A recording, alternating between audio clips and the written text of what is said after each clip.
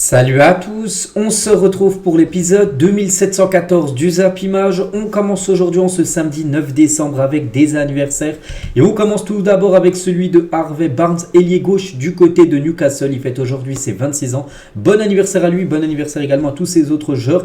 Et il y a également son club, les gars, Harvey Barnes, l'équipe de Newcastle qui fête aujourd'hui ses 131 ans d'existence. On continue les gars, on va parler de tout ce qui s'est passé hier soir dans les gros championnats en Europe. Tout d'abord en France, Montpellier contre l'équipe de Lens. Bon, pas grand chose à dire, ça s'est fini sur un triste 0-0 entre ces deux équipes. Donc les statistiques de la partie, donc Lens a eu plus de possession de balle. Les tirs ont été plutôt côté montpelliérain, mais les tirs cadrés ont été plutôt côté lensois. Donc du coup, ça s'est fini à 0-0. Donc voilà, pas de buteur lors de cette rencontre, donc un point sans le show. C'est vrai que ça a été un triste match hier, et c'est dommage, mais bon voilà, du côté de Lens, ça fait de nouveau un match sans perdre, et c'est quand même leur 10e match de suite sans défaite en Ligue 1 pour le Racing Club de Lens. Donc voilà, la série des Lensois. N'oubliez pas qu'ils avaient commencé la saison avec quelques défaites, puis après ils ont commencé à se lancer enfin dans la saison. Puis depuis, c'est 10 matchs sans perdre pour l'équipe de Lens. N'oubliez pas le record absolu en Ligue 1 pour une équipe qui a série d'invincibilité, c'est l'équipe du PSG sous Thomas Tuchel. Plus de 20 matchs d'affilée sans perdre du côté de la Ligue 1. Donc là, on va dire qu'ils sont à la moitié, les Lensois. Frank Hens, donc le coach, après la prestation ratée des Lensois, il a dit: je crois qu'on n'a pas fait un bon match, loin de là. On a manqué de beaucoup de choses dans ce match, à commencer par la justesse technique. À partir du moment où vous n'êtes pas bon, du moins pas à votre niveau, prendre un point, il faut le prendre. C'est peut-être une des seules bonnes nouvelles de la soirée, c'est que Lens, en gros, n'a pas perdu. Bon, ils n'ont pas gagné, mais pas perdu le match. Et on va retenir ça seulement du côté du Racing Club de Lens. Brice Samba, le gardien, il a dit: on était timide, on n'a pas pris nos initiatives. Je ne dirais pas que c'est un bon point, mais on en prend un à l'extérieur. Je reste frustré. Quand on est une équipe qui joue la Ligue des Champions, on doit faire mieux. C'est vrai, n'oubliez pas que Lens en plus prépare son prochain match qui sera mardi soir avec la réception de l'équipe du FC Séville. C'est pour ça qu'ils ont joué hier vendredi pour avoir un peu de temps de repos avant cette rencontre décisive pour la suite de la Coupe d'Europe. Surtout se qualifier pour l'Europa League parce qu'ils ne peuvent plus jouer en Ligue des Champions, l'équipe lensoise. Le match de Medina hier soir, encore un énorme match, donc agressivité, vision du jeu, pied gauche soyeux. Il a tout l'Argentin, c'est vrai que c'est un joueur les gars, un très très bon joueur. Ce défenseur argentin Medina, et voilà, s'il continue comme ça, je pense qu'il y aura des très très belles équipes qui pourraient essayer d'aller le chercher l'été prochain. Côté montpelliérain, donc le coach Michel Derzakarian, donc lui très déçu par rapport à l'arbitrage. Donc c'est Stéphanie Frappard, mais surtout elle, et aussi l'assistance vidéo. Il a dit après l'arbitrage encore ce soir: Danso doit prendre un rouge, un Tamari a peut-être une fracture du pied. C'est un scandale, les mecs à la VAR ne voient rien du tout. S'il a une fracture, demain ils vont m'entendre, parce que certainement l'équipe lensoise aurait dû prendre un carton rouge. Danso les gars, voilà, Kevin Danso méritait-il un rouge là-dessus sur Tamari? Oui, pour moi les gars, c'est carton rouge direct. Pourtant la VAR n'a rien dit à Stéphanie Frappard d'aller regarder cette faute, si ça méritait un rouge ou non. Pour moi ça mérite rouge. Ça me fait penser un petit peu à la même semelle qu'a mis Iliman Ndiaye il y a quelques jours contre l'équipe de Rennes. Il a pris rouge, 3 matchs de suspension. Là pour moi ça méritait rouge également pour Kevin Danso. C'est pour ça qu'il est très déçu tout simplement. Et il a dit vraiment, s'il a une fracture aujourd'hui, si après les tests il a une fracture, vraiment ils vont l'entendre du côté de la VAR, de ceux qui ont été à la VAR bien sûr lors de cette rencontre hier. Et il y aurait pu peut-être avoir un penalty pour l'équipe de Lens hier, donc intervention très douteuse dans la surface qui n'a pas été sifflée pour les 100 et or. On peut voir le pied haut, et là c'est dans la surface, donc ça aurait pu peut-être être un penalty pour l'équipe lensoise. Donc Stéphanie Frappard n'a rien dit, c'est pour ça que l'arbitrage hier a été beaucoup critiqué. Du coup, classement, ça donne quoi? Donc Lens avec ce nul monte, ils sont à la 5e position avec un match en plus par rapport à toutes les équipes, et Montpellier fait du surplace à la 13e position. Donc voilà ce classement de la Ligue 1. Donc le programme aujourd'hui, 2 rencontres: Rennes contre l'équipe de Monaco, c'est à 17h, Rennes. Ils sont combien? Ils sont 12e contre Monaco 3e. Et le Paris Saint-Germain ce soir reçoit le FC Nantes ce soir à 21h. On peut voir aussi le programme pour demain, pour le dimanche 10 décembre. Du côté de l'Italie, il y avait une grosse affiche hier.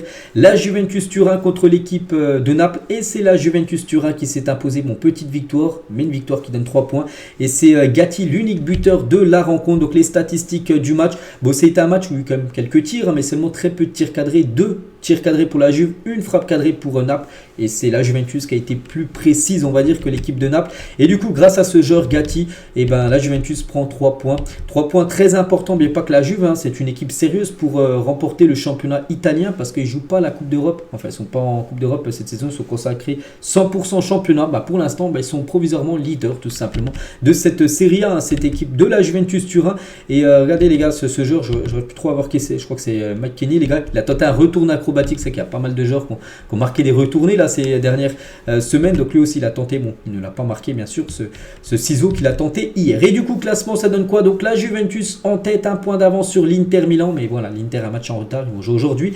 Et Naples qui avait gagné le championnat saison dernière, beaucoup de points d'avance sur le deuxième, donc cette saison c'est très compliqué pour Naples. Ils sont à la 5e position avec déjà 12 points de retard sur la Juventus Turin. Donc voilà, Naples, cette saison il va falloir essayer de sauver les meubles, essayer pourquoi pas d'accrocher une place dans le top 4 pour jouer la saison prochaine en LDC. Et concernant les deux équipes, tiens, on peut voir la Juve et l'Inter, regardez, donc ils ont 11 victoires, 3 nuls et une défaite. Les deux équipes ont perdu une fois, c'est contre l'équipe de Sassuolo, c'est fou, hein. Donc Sassuolo Juventus, la Juve avait perdu 4-2 et l'Inter avait perdu à domicile contre Sassuolo 2-1. Voilà, Sassuolo c'est vraiment la bête noire, on peut dire, des deux premiers, qui ont perdu seulement une fois cette saison après 15 journées de Serie A. Le programme aujourd'hui du côté de la Serie A: Hellas Vérone, Lazio, Atalanta, Bergame, AC Milan, un déplacement compliqué pour Milan, c'est toujours compliqué, hein, les jeux du côté de Bergame. Et l'Inter ce soir reçoit l'équipe de Udinese. Du côté de l'Allemagne, il y avait un match hier soir, Hoffenheim contre Bochum, et c'est Hoffenheim qui s'est imposé 3-1 dans cette rencontre. Niveau classement, ça donne quoi? Donc Hoffenheim 6e et Bochum reste à la 12e position. Le programme aujourd'hui, il y a des belles affiches, hein. Francfort contre l'équipe du Bayern Munich, c'est à 15h30. Il y aura un Union Berlin contre Gladbach. Il y aura un gros Dortmund contre le RB Leipzig. Et donc le classement, Dortmund 5e, Leipzig 4e. Donc voilà, si Dortmund s'impose, ils repasseront devant tout simplement l'équipe du RB Leipzig. Et surtout Dortmund prépare son match, la réception du Paris Saint-Germain mercredi prochain, bien évidemment en Ligue des Champions. Du côté de l'Espagne, il y avait un match hier, Retafe contre Valence, et c'est Retafe qui s'est imposé logiquement, 8 tirs, 6 tirs cadrés, 1 but. Valence est 0 tir cadré dans le match, hein. Ils n'ont pas tiré une fois, enfin ils ont fait 3 tirs mais aucune frappe cadrée. Donc Retafe s'impose, aurait même pu marquer plus de buts. Et du coup Retafe avec sa victoire monte à la 8e position et Valence reste à la 10e position de cette Liga, avant les matchs bien sûr d'aujourd'hui et de demain. Donc aujourd'hui par exemple en grosse affiche, le Real Madrid ira défier l'équipe du Betis Séville, Villarreal, Real Sociedad, un bel affiche, ou par exemple le FC Séville ira défier l'équipe de Mallorca et le FC Séville, cette saison.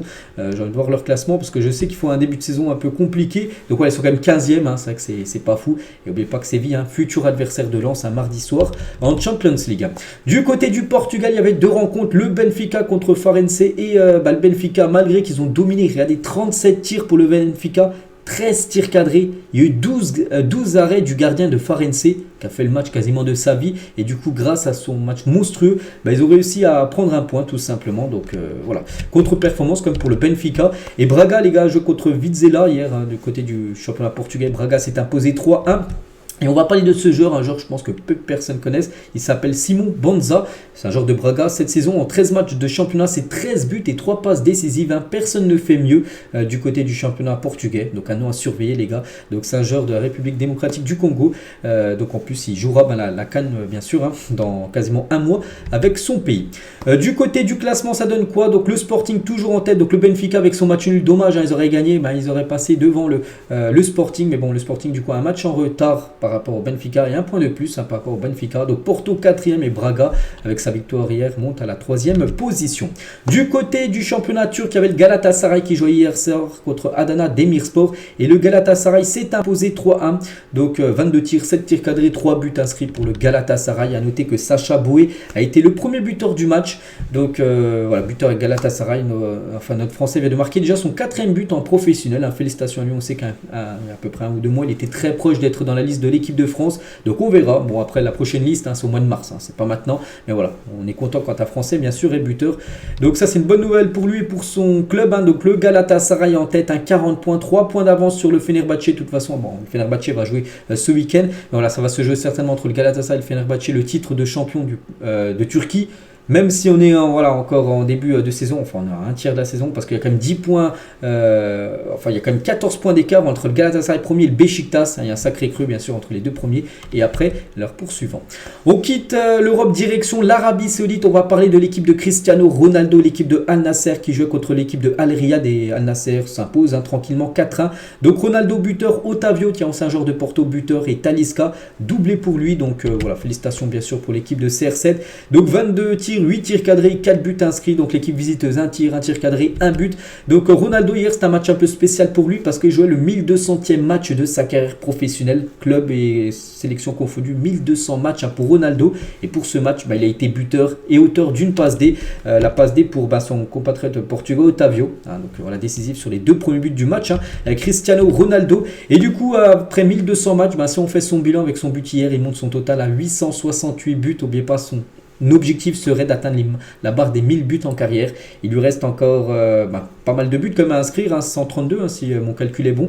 Donc c'est réalisable pour Ronaldo, mais bon, il va falloir quand même qu'il marque encore beaucoup de buts là dans les futurs mois, futures années. Et donc Ronaldo hier joue aussi en blanc parce que hier Al Nasser a présenté son nouveau 3e maillot pour cette nouvelle saison. Et voilà les souvenirs, parce que Ronaldo en blanc, on pense au Real Madrid. Où il était très performant, et c'est vrai que ce maillot est sublime avec le flocage là bleu-violet pour cette équipe de Al Nasser. Et Ronaldo, les gars, cette saison, c'est un joueur, c'est le meilleur buteur du côté du championnat saoudien. Et regardez quand même toutes ces rencontres, les notes à chaque fois qu'il obtient. C'est vrai que ça se passe très très bien du côté de Al Nasser pour Cristiano Ronaldo. L'équipe de Al Hilal, autre grand club du côté de l'Arabie Saoudite, jouait également hier contre l'équipe de Al Taï, et victoire 2-1 pour l'équipe de Al Hilal. Donc Mitrovic, comme souvent, buteur, il a été buteur hier. Donc félicitations à eux, donc ils ont totalement dominé bien sûr cette rencontre, et Al Hilal marche totalement sur la Saudi Pro League. 14 victoires, 2 nuls, 0 défaite pour eux. Meilleure attaque, 48 buts marqués, meilleure défense, 9 buts seulement encaissés.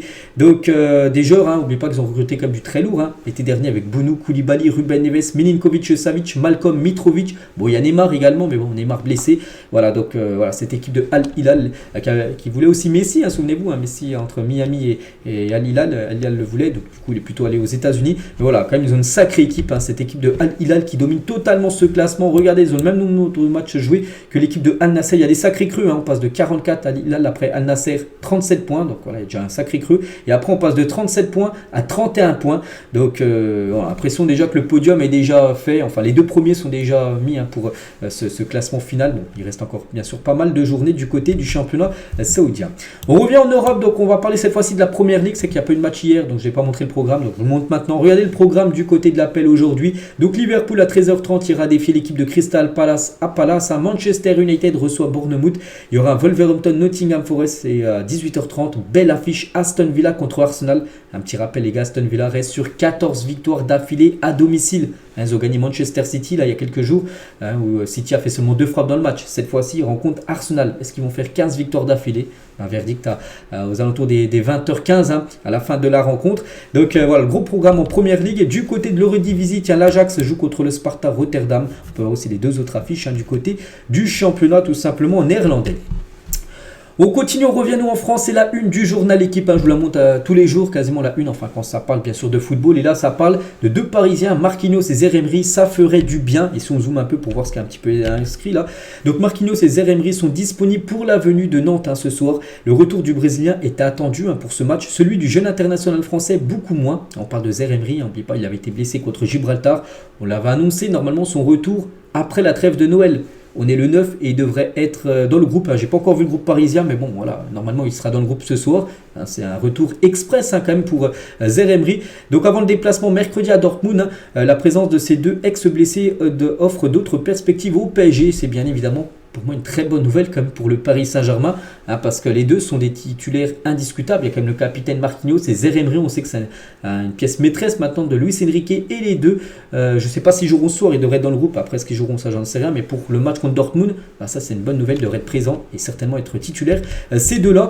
Donc voilà, Zaire Emery n'a pas été mentionné, je dis dans le point médical, c'est pour ça qu'il y a de fortes chances qu'il soit dans le groupe, et la même chose pour Marquinhos. Et pourtant côté Dortmund, un futur adversaire du PSG mercredi mercredi prochain. Donc eux, c'est l'hécatombe parce qu'ils ont beaucoup de blessés à 5 jours du match. Hein. Donc Marius Wolf, Sabitzer, Youssoufa Moukoko, Rierson et Nmecha sont tous blessés. Et les incertains, il y a Niklas Söller et Sébastien Haller qui sont incertains, mais on ne sait pas. Donc eux, contrairement au PSG où là les blessés reviennent, du côté de Dortmund, là il y a pas mal d'absents pour cette rencontre où bien pour le PSG doit absolument s'imposer s'ils veulent déjà être sûr d'être qualifié, parce que le PSG pour l'instant n'est pas du tout sûr d'être qualifié, et surtout si le PSG s'impose à Dortmund, ils seront sûrs d'être premiers de la poule de Ligue des Champions. On continue donc la une aujourd'hui du journal France Football. Je vais vous montrer l'équipe, mais France Football, les gars, ça parle de Gundogan. Si vous êtes un grand fan de Gundogan, il y aura pas mal d'interviews, enfin de déclarations de Gundogan dans cette une. On revient un an jour pour jour en arrière, c'était le 9 décembre 2022 et l'Argentine se qualifiait en demi-finale de la Coupe du Monde après un match tendu face aux Pays-Bas. Le match s'est terminé sur un nombre de 17 cartons jaunes et un carton rouge. Le fameux Miras Bobo de Lionel Messi devenu mythique. Donc voilà, c'était un an jour pour jour ce match. Donc l'Argentine menait 2-0, je crois les Pays-Bas avaient égalisé grâce à Wout Weghorst, à un doublé express. Du coup ça s'était joué au tir au but et l'Argentine s'était imposée au tir au but. On sait qu'ils sont très bons dans ce domaine-là. Donc c'était un an jour pour jour, les gars, ce match très tendu entre ces deux sélections. Toujours avec l'Argentine. La seule fois où l'Argentine pourrait potentiellement affronter l'Uruguay, le Brésil, c'est en finale de la Copa América. Bon, j'ai pas dit les gars que c'est encore quelque chose pour favoriser l'Argentine de Léo Messi. Mais bon, vraiment les grosses nations qui sortent du lot. Donc il y a l'Argentine pour moi, il y a l'Uruguay, il y a le Brésil et peut-être la Colombie. Donc en gros l'Argentine, ils sont dans le groupe A, donc ils affronteront le deuxième du groupe B, s'ils finissent premier bien sûr. Et l'autre partie de la Copa América, ça sera entre le groupe C et le groupe D. Donc le premier jouera contre le deuxième. En gros, l'Argentine pourra affronter soit la Colombie, soit le Brésil, soit l'Uruguay que en finale. C'est-à-dire que ça sera quasiment une voie royale pour l'Argentine pour atteindre la finale de la Copa América. Donc voilà. Je n'ai pas dit que bien sûr c'était favorisé, mais bon, c'est encore une voie royale pour cette sélection argentine. On revient cette fois-ci 11 ans jour pour jour en arrière et Léo Messi marquait son 85e but de l'année 2012, faisant de lui le meilleur buteur de l'histoire sur une année civile. En gros, il dépassait Gerd Müller qui avait l'ancien record, Gerd Müller, et du coup 85 buts. Donc il finissait l'année, pas à 85 buts, il finissait l'année à 91 buts parce qu'on était seulement le 9 décembre, donc c'était en 2012. Donc il restait encore un ou deux matchs où il avait marqué encore 6 buts pour améliorer son record et finir l'année à 91 buts. Donc incroyable. Léo Messi est toujours avec lui. Cette fois-ci, il y a 3 ans, jour pour jour. C'était un 9 décembre. Il y avait un match entre la Juventus Turin et l'équipe du Barça. C'était au Camp Nou. On l'a juste imposé 3-0 quand même. C'était une grosse victoire. On peut voir le résultat derrière la tête là, de Cristiano Ronaldo, la photo de droite. Donc c'était un match à huis clos parce que c'était pendant la période, souvenez-vous, Covid. Donc voilà, c'est la dernière fois que les deux se sont affrontés lors d'un match officiel parce que c'était affronté aussi lors d'un match entre l'équipe de Al Nassr et l'équipe du PSG. C'était lors d'un match amical, c'était je ne sais plus quand. Bref, voilà quelques infos concernant ces deux-là. On continue, on va parler de 8 déplacements de supporters interdits ce week-end. Regardez tous les matchs, donc Montpellier-Lens, Paris-Nantes. En gros, les supporters nantais sont interdits de déplacement au Parc des Princes. Les supporters de Reims sont interdits de déplacement à Nice. Bon, je ne vais pas faire toute la liste, mais voilà, vous pouvez voir qu'il y a beaucoup de... par rapport à ce qui s'est passé, tiens, il y a une semaine jour pour jour, samedi dernier, avec le décès d'un supporter nantais, l'FP... tape du poing sur la table et interdit beaucoup de déplacements de supporters de l'équipe visiteuse. Après, il y a la supporter donc a finalement négocié cet après-midi le déplacement des groupes de supporters pour les matchs suivants. Donc là, normalement, il y a toutes ces rencontres-là, mais il y en a quelques-uns où ça a débloqué. Donc hier, les supporters lensois étaient autorisés. Pareil pour Reims. Les supporters d'Auxerre sont autorisés pour aller du côté de Troyes parce qu'il y a ce match entre Saint-Médéry, c'est une ville à côté de Troyes qui reçoit en Coupe de France l'équipe d'Auxerre, et aussi les supporters bordelais. Mais sinon, tous les autres matchs, les gars, que ce soit les supporters de Toulouse, sont interdits demain de venir du côté de Lyon. Même les supporters de l'OM, demain soir à Lorient, seront interdits de déplacement. Donc voilà, c'est tout ce qu'il y a actuellement du côté de la Ligue 1. On va parler de Lyon et Jorge Sampaoli est proche d'être le nouvel entraîneur de l'Olympique lyonnais après avoir commencé avec Laurent Blanc, Fabio Grosso. Donc actuellement c'est Pierre Sage, Pierre Sage c'est 2 matchs de défaite du côté de Lyon en tant que coach. Voilà, Lyon pourrait avoir un nouveau coach, c'est Sampaoli, l'ancien coach de l'Olympique de Marseille. Il avait été coach également de Séville là, il y a quelques mois. Donc voilà, il devrait devenir normalement l'entraîneur de cette équipe de Lyon.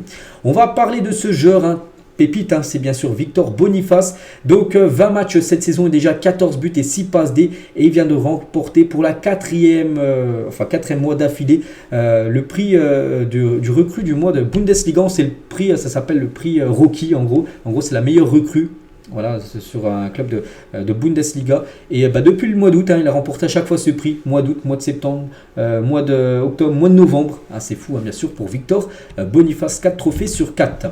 Avec les trophées, toujours cette fois-ci du côté de la Serie A, le meilleur joueur du mois en Serie A, c'est lui, les gars. C'est Dybala qui reçoit ce prix-là. Félicitations à l'attaquant argentin de l'équipe de l'AS Roma. Du côté de l'Angleterre, là aussi on connaît les prix des meilleurs joueurs, meilleurs entraîneurs, tout ça. Pour le mois dernier, le mois de novembre, mais le meilleur entraîneur, c'est lui, les gars, c'est Erik ten Hag, le coach de Manchester United. Donc c'est simple, voilà, pour ce mois de novembre, mois dernier, c'est 3 matchs. C'est 3 victoires, 3 clean sheets, 0 but encaissé. Donc voilà, il a fait carton plein avec Manchester United. Et logiquement, c'est lui qui remporte ce prix. Félicitations à Erik ten Hag. Concernant le meilleur joueur, c'est lui, les gars, c'est Harry Maguire. Un joueur tellement critiqué, on sait, souvent chambré, tout ça. Et c'est lui le meilleur joueur du côté du championnat de Première Ligue. Pour le mois dernier, félicitations à Harry Maguire. C'est la première fois qu'il remporte bien sûr ce prix. Et une info complètement folle, les gars. Il remporte une fois.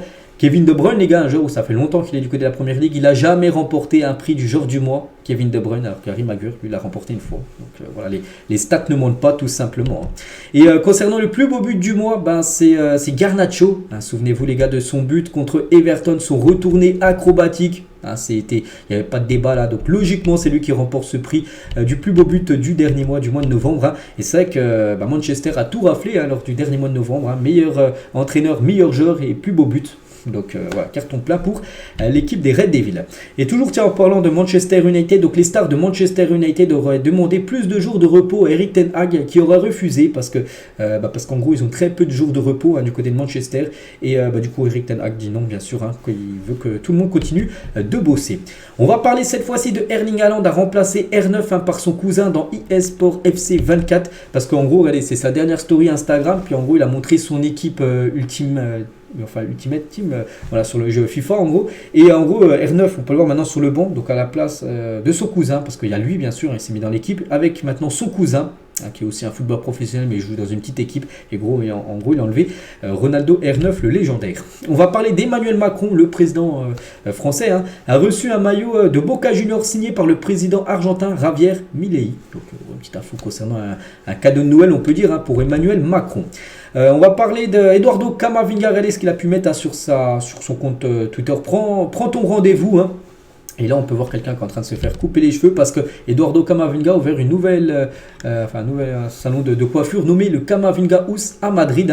Donc, pour les intéressés, voici quelques prix. Je ne sais pas si vous allez peut-être en vacances ou si vous habitez à Madrid, vous voulez aller vous faire coiffer ou couper les cheveux dans le salon de Camavinga. Voilà, c'est pas Eduardo, peut-être il est là de temps en temps, mais voilà, c'est plutôt son frère, les gars, qui est souvent là, qui coupe les cheveux. Donc, on peut voir combien ça coûte. Voilà, coupe pour adulte, 23 euros coupe et barbe, c'est 33 euros. Si vous voulez vous faire plaisir. On va voir que Rudiger, de temps en temps, il va se faire couper les cheveux là-bas. Et voilà. Donc là, c'est le frère de Camavinga qui coupe tout simplement Eduardo Camavinga. Et en parlant d'Eduardo Camavinga, parce qu'actuellement, il est blessé. Et les retours de Camavinga et de Vini Junior sera attendus pour le début de l'année 2024, annonce Carlo Ancelotti en conférence de presse. Je pense qu'il faudra attendre l'année prochaine. Mais quand nous reviendrons de la trêve, ils seront tous les deux prêts à s'entraîner. Voilà, concernant le retour, bien sûr, de ces deux-là qui ont été blessés lors de la dernière trêve internationale. Luis Suarez a fait ses adieux aux supporters de Grêmio aujourd'hui, où c'est une légende. Il a signé 1 an et vraiment il a fait une énorme saison. N'oubliez pas qu'il a remporté le prix du meilleur joueur du championnat brésilien qui s'est fini à 3 jours. Donc en gros, c'était son au revoir. Donc il a distribué quelques maillots qu'il a balancé dans la foule. N'oubliez pas qu'il devrait signer là dans les prochaines, peut-être pas les prochaines heures, mais peut-être les prochains jours, voire prochaines semaines du côté de l'Inter Miami. Voilà, pour jouer avec son grand ami Léo Messi. Un petit rappel de tout ce qu'il a fait, 54 matchs, donc que ce soit le championnat brésilien où il a joué 38 matchs et plus la Copa Libertadores, la Coupe du Brésil, tout ça, pour 47 buts et passes D cumulés. C'est quand même des stats exceptionnels pour le joueur de 36 ans. On va parler de Luka Modric et de retour dans le groupe du Real Madrid. Le milieu madrilène est sur la feuille de match pour le match contre le Betis cet après-midi à 16h15. Il s'était blessé contre Cadiz le 27 novembre dernier, il y a à peu près 2 semaines, et il devrait jouer. Enfin, il est dans le groupe. Après, est-ce qu'il jouera ou non, ça je ne sais pas, mais il sera dans le groupe. Luka Modric. On va parler d'Ansu Fati, blessé aux ischio-jambiers. Ansu Fati sera forfait 3 mois avec Brighton et ne devrait pas revenir avant fin février, annonce Roberto De Zerbi. Donc il sera forfait pour le match jeudi, la semaine prochaine. Brighton contre l'Olympique de Marseille, il ne sera pas présent. Donc nouveau coup dur pour l'attaquant espagnol, régulièrement freiné par des pépins physiques depuis le début de sa carrière. N'oubliez pas qu'il appartient toujours au Barça, il est prêté sans option d'achat du côté de l'Angleterre. Lui, il a été opéré, c'est le gardien du Barça, et opération réussie, il s'est fait opérer à Strasbourg. C'était avant-hier, jeudi, donc hier il était déjà de retour du côté de Barcelone. Donc en gros son opération s'est très bien passée. Le communiqué du club dit que tout s'est bien passé l'opération, donc il reviendra maintenant dans 3 mois. Ce sera Inaki Peña, la doublure de Ter Stegen, qui gaulera les prochaines rencontres dès le match de demain contre l'équipe de Gérone. Lui aussi s'est fait opérer les gars, c'est Ignatius Ganago, j'en avais parlé il y a quelques jours, je dis qu'il avait une rupture des ligaments croisés, donc il a été opéré avec succès. Donc c'est un joueur nantais, donc en gros fin de saison, il ne rejouera plus cette saison, il rejouera bien sûr la saison prochaine, donc bon rétablissement à lui. On va parler de John Textor, a demandé au tribunal supérieur de justice sportive du Brésil d'annuler les résultats de 6 matchs de Série A brésilienne en raison d'éventuels matchs truqués, une demande rejetée par l'instance car elle est jugée subjective et incohérente, voilà, parce que lui son équipe, lui il est propriétaire de Lyon vous savez, mais aussi de Botafogo, et son équipe a fini 5ème, puis vraiment lui ça passe pas, avec Palmeiras a remporté le championnat, et dit qu'il y a eu des matchs truqués, il voulait en gros que ces matchs truqués soient retirés, enfin que les équipes où ces matchs truqués, les points sont retirés, alors qu'il n'y a aucune preuve que les matchs ont été truqués, mais voilà, on sait que John Textor, il n'aime pas trop, il veut que son équipe soit mieux classé, on va dire, au classement final. On va parler d'Hakimi qui est absent de l'entraînement du jour. Bon, c'était pas aujourd'hui. Aujourd'hui, il n'y a pas d'entraînement vu qu'il y a match ce soir. Pour le PSG, c'était plutôt hier. Hier, il n'était pas présent à l'entraînement. Pourquoi? Donc, pas de blessure. Donc, afin d'être entendu dans le cadre d'une confrontation après sa mise en examen pour viol.